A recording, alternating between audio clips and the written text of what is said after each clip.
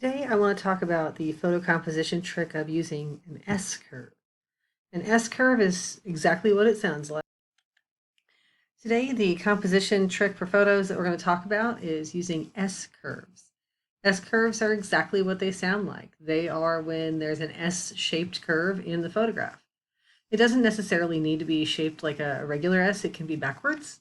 But a curve like that in a photo is somehow an appealing element to the eye. So take a look at some S-curve photos. I want you to start by reading lesson 9 here. I've got it linked from your Google form. Take a look at all the information on that. And then if you wouldn't mind, head on over to a quick Google search, type in something about S-curves in photography, and take a look at some really cool S-curve photos. Most of them that you see are going to be places to travel, roads, train tracks, maybe a river you can roll down there.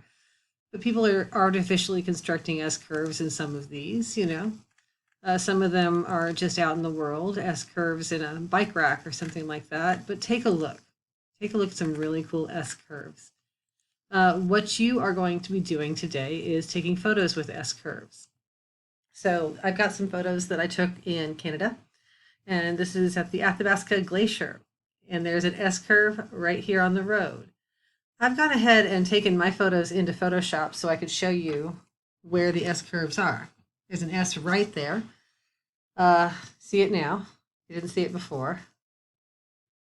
And this is another photo from the Athabasca Glacier, but this has the S-curve going the other direction. So it doesn't necessarily need to be a forward-facing S. It can be one that's sort of flipped around like a mirror image, right? That's the S right there. So my trip to Canada, I went to Niagara Falls, and this is an S-curve. It's taken from high up above the falls, and you can see, and it's actually a little more than an S, a curve like that. So if you look, you can see all those curves in the picture. That's just a neat trick you can do. Obviously, photos don't all need S-curves, but this is my picture of the falls with the S-curve, and this is my picture of the falls without the S-curve. Both lovely photographs, but this has no such curves. Not that interesting S-curve wise. This is more interesting with the S-curves than that. So what I'm going to ask you to do in your work today is take a picture somewhere in the world, take a photograph where there's an S-curve like this, and then take a photograph where it's flipped the other direction. See if you can get one of each. I'm going to have a space in your form to upload one that starts in the upper right and goes down to the lower left like this.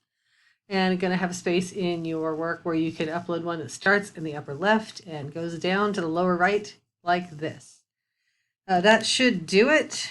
So go ahead and read the information, do a quick Google search, look at some interesting photos, answer the written questions. And I have a really cool YouTube thing this week where it's a TED Talk about a man who photographs animals, and his portraits are gorgeous. So I thought that might be a nice thing for you to take a look at this time. So I hope you're doing all right. I hope you're staying safe out there and get to work on these S-curves. Good luck.